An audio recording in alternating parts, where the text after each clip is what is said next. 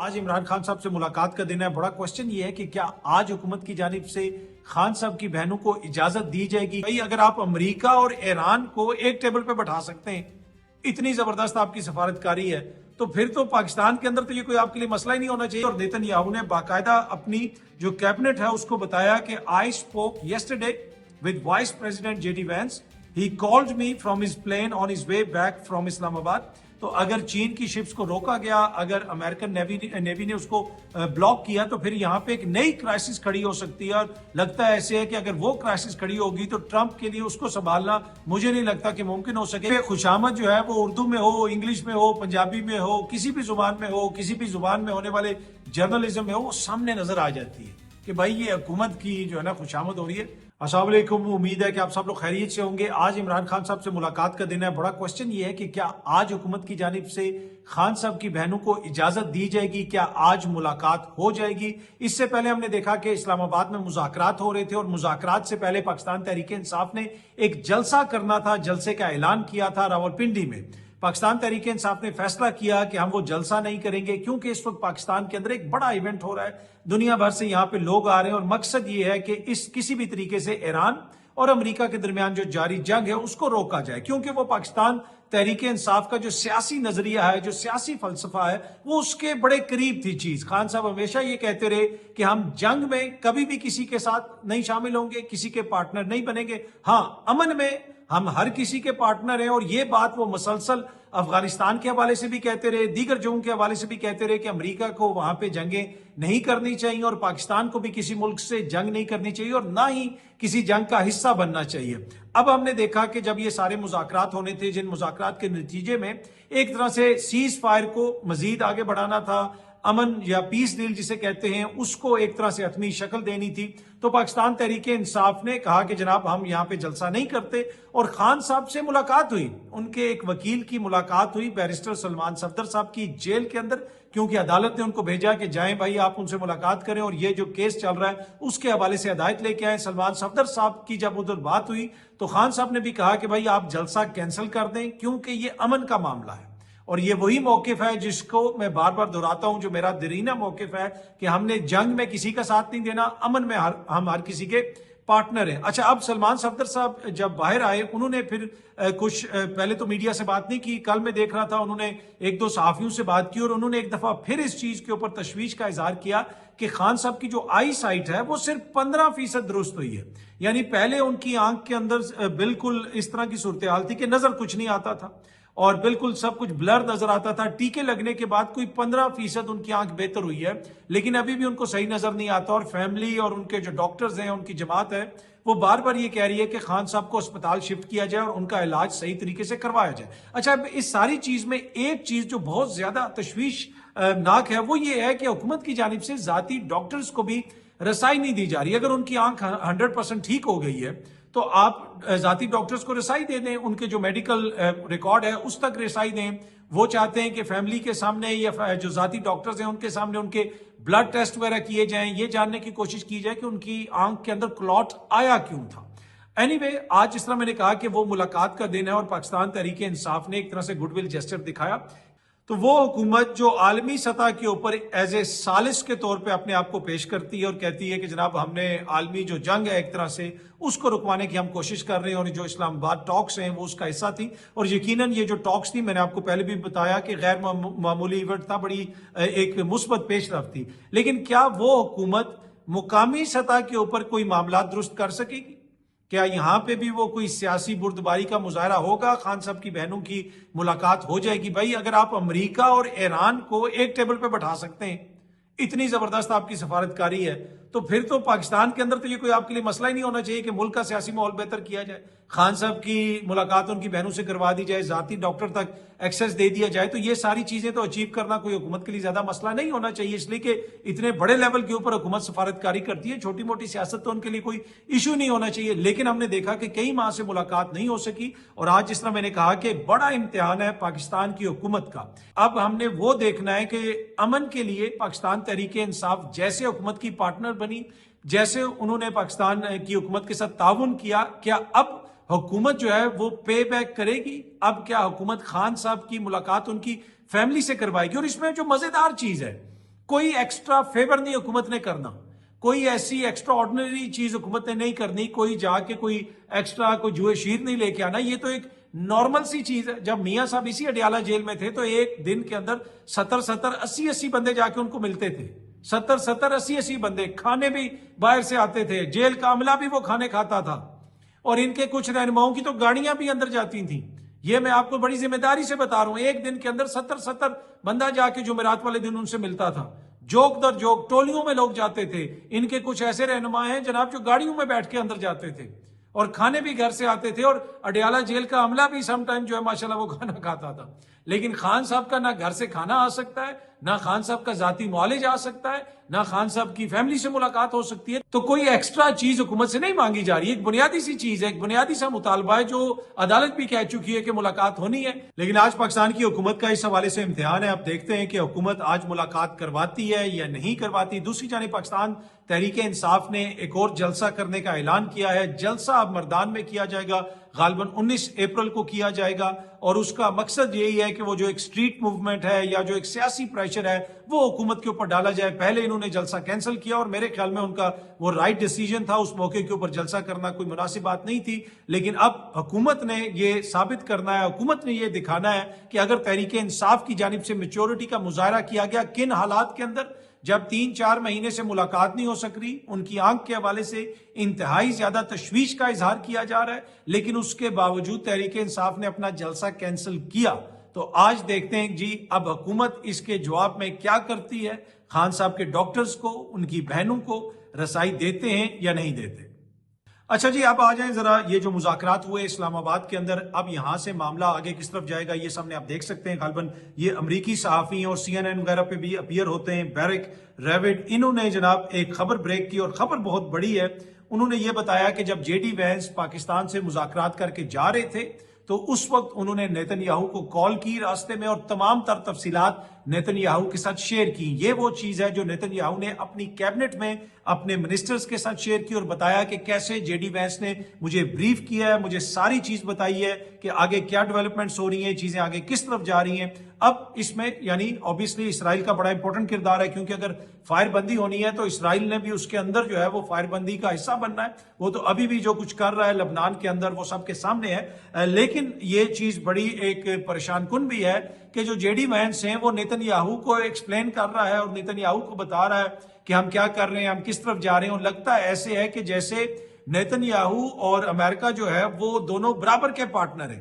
یعنی جب تک وہ دونوں کوئی مل کے فیصلہ نہیں کریں گے فیصلہ نہیں ہوگا, کیونکہ تاثر تو یہی ہے کہ جو امریکہ ہے وہ اس وقت اسرائیل کے کہنے پہ چل رہا ہے, لیکن یہ ادر وے راؤنڈ ہونی چاہیے. اور اس چیز کا ذکر جو ہے وہ جو کینٹ نے بھی اپنی ٹویٹ کے اندر کیا, بلکہ انہوں نے بیرک جو ریوڈ ہے ان کی ٹویٹ کے اوپر ہی کہا کہ اگر ہم چاہتے ہیں کہ جو آنے والی نیگوسیشنز ہیں ان کو ہم کامیاب کریں تو ہمیں ریسٹرکٹ کرنا پڑے گا جو اسرائیل کا اور اسرائیلیوں کا جو ایکسیس ہے انفارمیشن تک اور ڈیسیجن میکنگ تک, اس کو محدود کرنا پڑے گا. جب تک ہم اس کو برابر کا پارٹنر مانیں گے, جب تک ہم اس کے کہنے کے مطابق چلیں گے, یہ نیگوسیشنز کامیاب نہیں ہو سکتی. امن ہو سکتا ہے, نیوکلیر چیز کے اوپر بھی ڈیل ہو سکتی ہے, لیکن اس کے لیے ضروری ہے کہ اسرائیل کو اس کے مقام پہ رکھا جائے, اس کی جگہ پہ رکھا جائے, ایز اے جونیئر پارٹنر رکھا جائے. لیکن یہاں پہ لگتا ہے ایسے ہے کہ سارے فیصلے جو ہیں وہ اسرائیل کی مدد سے ہوتے ہیں یا اسرائیل کی مرضی سے ہوتے ہیں. اور اس کا اندازہ آپ اس بات سے لگا سکتے ہیں کہ JD وینس جب یہاں سے اڑ کے گئے تو راستے میں انہوں نے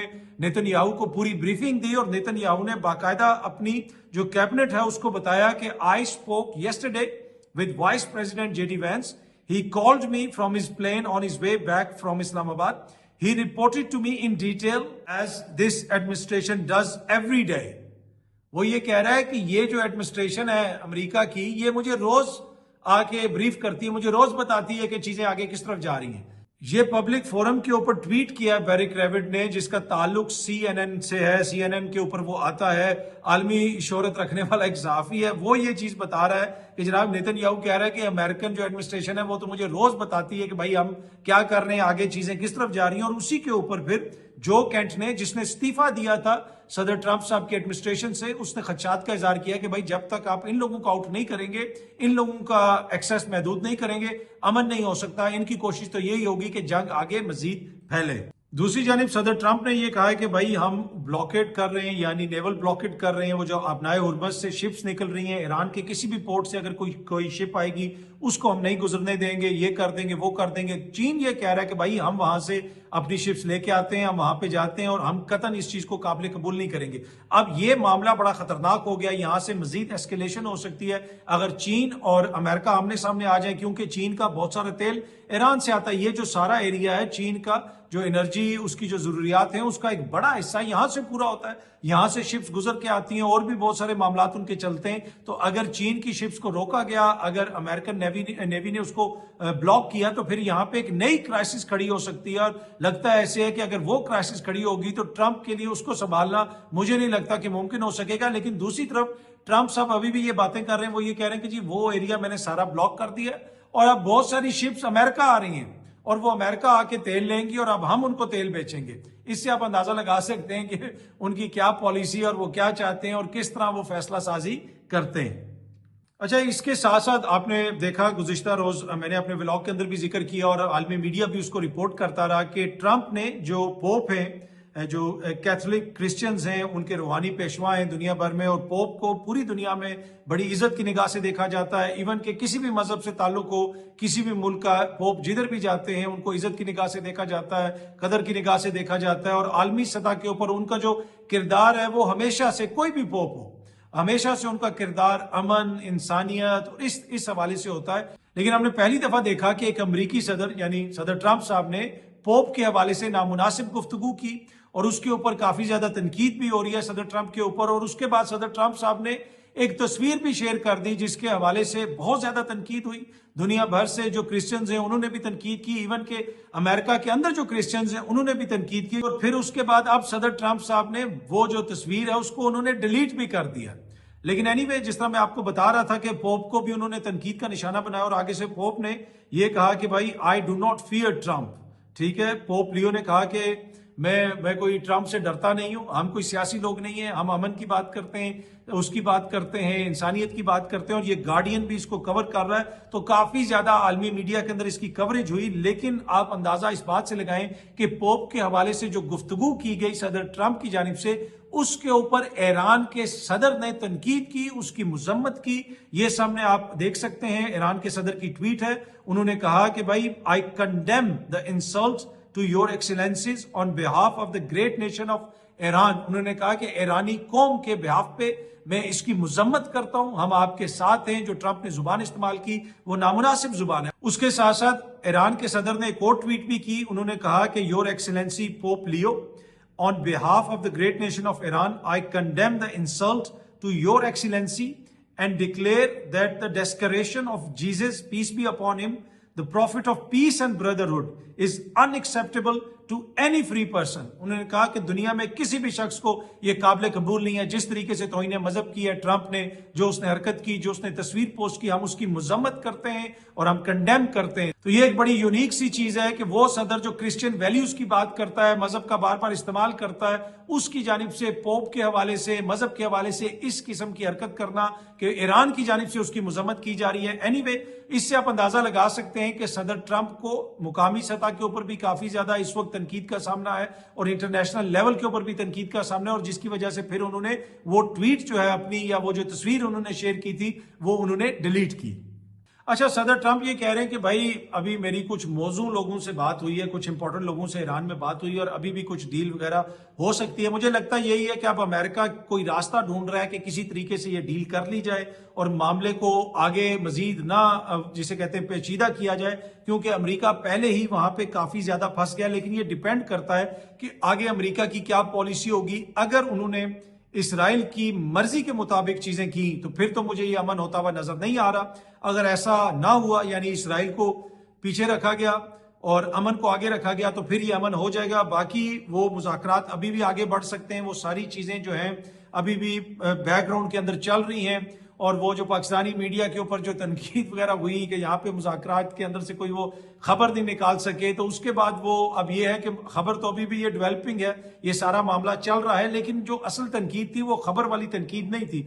वो तनकीद ये थी कि अभी भी पाकिस्तानी मीडिया के कुछ लोग जो इसको रिपोर्ट कर रहे हैं वो इसमें हुकूमत के लिए ग्लोरी ढूंढ रहे हैं, वो इसमें हुकूमत की एक तरह से जिसे कहते हैं ना PR चला रहे हैं, हुकूमत की एक तरह से जो है ना वो कह रहे हैं हुकूमत की बल्ले बल्ले होगी। मसला मैंने आपके साथ पहले भी ये शेयर किया था कि जो एक तीसरा फरीक होता है जो करा रहा होता है, किसी किस्म के मुज़ाकरात करवा रहा होता है, चाहे वो ओस्लो में हो, चाहे वो दोहा में हो, चाहे वो तुर्की में हो, वो कभी इस तरह खुल के जो है वो सारी क्रेडिट अपने ऊपर लेने की कोशिश नहीं करता। मतलब यानी उनके जो मीडिया है वो इस तरह की हरकत नहीं करता। तो जो क्रिटिसिज्म है वो ये है कि भाई मसला ये नहीं है कि आपने कोई स्टोरी नहीं निकाली, आपकी जो भी स्टोरी निकलती है उसमें जनाब आप कहते हैं हुकूमत की बले बले, हमारी हुकूमत की बले बले, हर चीज हमारी हुकूमत से जा रही है। भाई इतनी तारीफें तो हुकूमत अपनी नहीं करती जितनी कुछ सहाफियों ने अपने जिम्मे ले ली, और उसकी वजह से फिर जो है वो तनकीद होती है कि भाई गुलाब जामुन सहाफत और ये सहाफत और वो सहाफत। तो इंटरनेशनल अफेयर्स को भी अगर आपने इस लेवल पे बना दिया है कि जी इसके नारे लगेंगे और उसका ये होगा